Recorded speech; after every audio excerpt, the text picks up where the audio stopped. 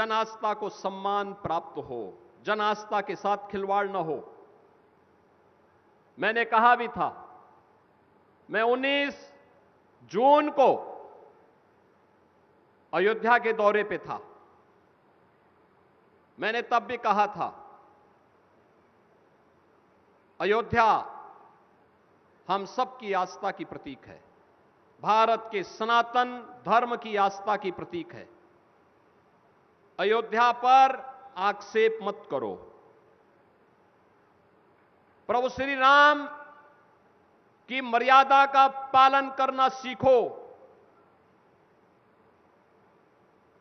और अयोध्या के बारे में जो कतिपय समाचार मिल रहे थे, हमने कहा था एसआईटी गठित की गई है। एसआईटी की रिपोर्ट आने के साथ ही हमारी कार्रवाई भी प्रारंभ हो जाएगी। और आपने देखा होगा, एसआईटी की रिपोर्ट आई, तुरंत कार्रवाई प्रारंभ हो गई। और मैं आश्वस्त करता हूं, जो मैंने कहा था, दूध का दूध और पानी का पानी हम करके रहेंगे। जन आस्था के साथ खिलवाड़ स्वीकार्य नहीं। सनातन आस्था के साथ जो भी खिलवाड़ करेगा उसका भुक्तभोगी होगा। किसी को छूट नहीं दी जा सकती। लेकिन बहनों और भाइयों, मैं आप सबको इस बारे में भी कहना चाहूंगा, पूरे प्रदेशवासियों से मैं कहना चाहूंगा, सभी राम भक्तों से मैं अपील करना चाहूंगा, ये जो लोग आज आक्षेप कर रहे हैं, उठाने का कुत्सित प्रयास कर रहे हैं, इनकी मंशा अच्छी नहीं है।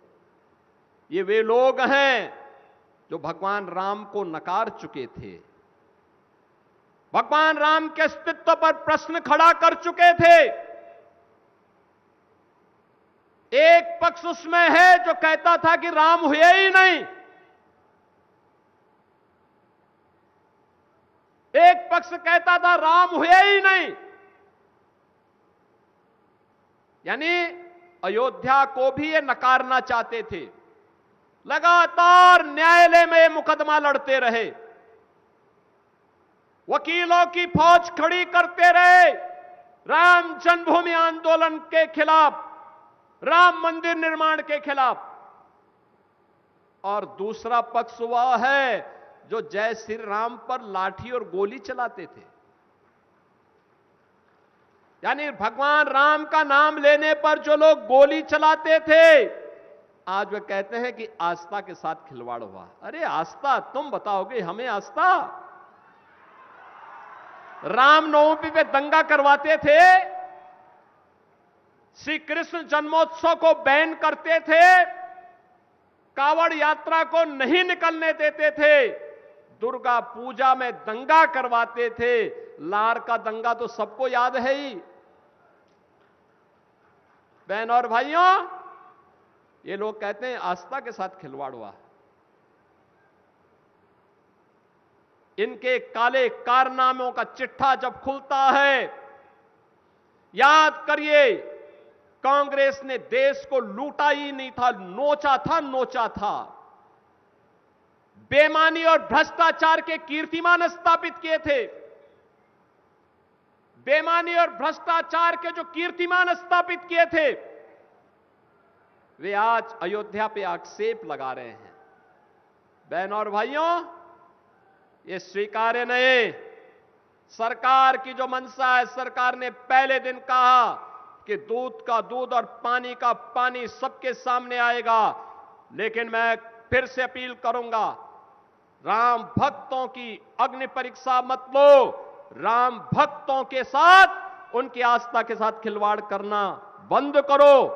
अगर तथ्य नहीं है, पुष्ट प्रमाण नहीं है, तो आरोप प्रत्यारोप बंद करो। और प्रमाण है तो एसआईटी को सबूत सहित प्रमाण प्रस्तुत करो। एसआईटी की सिफारिश के अनुरूप सरकार कार्रवाई को आगे बढ़ा रही है। और जब वरिष्ठ अधिकारियों की टीम कार्य कर रही है, तो उसमें फिर राजनीतिक बयानबाजी बंद करें। समाजवादी पार्टी की सरकार को कौन नहीं जानता है? जब इनकी सरकारें थी, क्या करते थे ये लोग? नौजवानों के लिए आने वाली नौकरियों में पैसा वसूली करते थे। पूरा खानदान निकल पड़ता था वसूली में। नौजवान को नौकरी नहीं मिल पाती थी। आज तो आपने देखा होगा आरक्षी भर्ती में हमारे देवरिया के भी भारी संख्या में सैकड़ों नौजवान देवरिया के भी भर्ती हुए। जब नियुक्ति पत्र में बांटता हूं, पूछता हूं कहां से, वो कहता है रुद्रपुर से, वो कहता है बरहज से, वो कहता है देवरिया से, वो कहता है गौरी बाजार से, वो कहता है पत्थर देवा या रामपुर कारखाना, सलेमपुर। हमें लगता है देखो, अगर ये डबल इंजन की बीजेपी की सरकार नहीं होती तो ये नौजवान नौकरी से, सरकारी नौकरी से वंचित हो गए होते। ये नौकरी आपका अधिकार है और आपने अधिकार इसलिए प्राप्त किया क्योंकि आपने वोट सही जगह डाला है, आपके परिवार के लोगों ने सही जगह वोट डाला है, इसलिए ये नौकरी भी आपको प्राप्त हो पा रही है। नहीं तो समाजवादी पार्टी की सरकार होती तो क्या आपको नौकरी मिल पाती? नहीं, चाचा भतीजे की जोड़ी वसूली करके सबकी नौकरी को पूरी तरह रौंद चुकी होती, नीलाम कर चुकी होती, पैसा भी निकल गए होते, नौकरी भी नहीं मिलती। जो व्यक्ति योग्य नहीं था उसी को आयोग का अध्यक्ष बना दिया था। ये तो इनके काले कारनामे थे और यही इन्होंने जिंदगी भर किया। ये पूर्वांचल एक्सप्रेसवे जो आज पूर्वी उत्तर प्रदेश की दूरी को बहुत कम कर रहा है, बहुत कम कर रहा है। कल मैं देख रहा था, कल मैं संत कबीर नगर और खजनी विधानसभा के बीच, धनकटा और खजनी विधानसभा के बीच ऐसे ही एक कार्यक्रम में गया था और वहां पर मैं देख रहा था पूर्वांचल एक्सप्रेसवे की कनेक्टिविटी ने लोगों के जीवन में कैसे परिवर्तन किया है। बहनों और भाइयों, ये पूर्वांचल एक्सप्रेसवे समाजवादी पार्टी ने इसका टेंडर कर दिया था 2016 में। ध्यान से सुनिए, टेंडर किया था इन्होंने 110 मीटर चौड़ा, 340 किलोमीटर लंबा। इसकी लागत इन्होंने तय की थी 15,800 करोड़ रुपए में। 15,000 करोड़ रुपए से ऊपर की लागत इनके समय में आ रही थी। जब सरकार आई, बीजेपी की सरकार आई, मैंने 4-5 महीने के बाद जब मैं समीक्षा कर रहा था, मैंने पूछा भी क्या प्रगति है पूर्वांचल एक्सप्रेसवे की।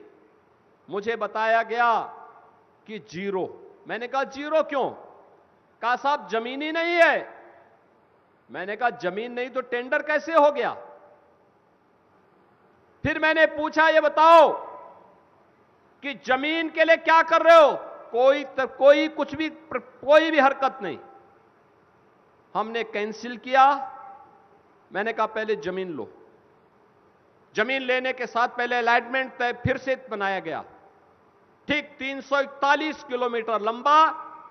लोगों ने कहा कितना चौड़ा होना चाहिए? मैंने कहा पहले 110 मीटर था, उसको 120 मीटर करो। हो सकता है बाद में कभी हमें इसकी चौड़ाई बढ़ानी पड़े, कभी हो सकता है प्रधानमंत्री मोदी जी के विजन के अनुरूप हाई स्पीड ट्रेन इस पे चलानी पड़े।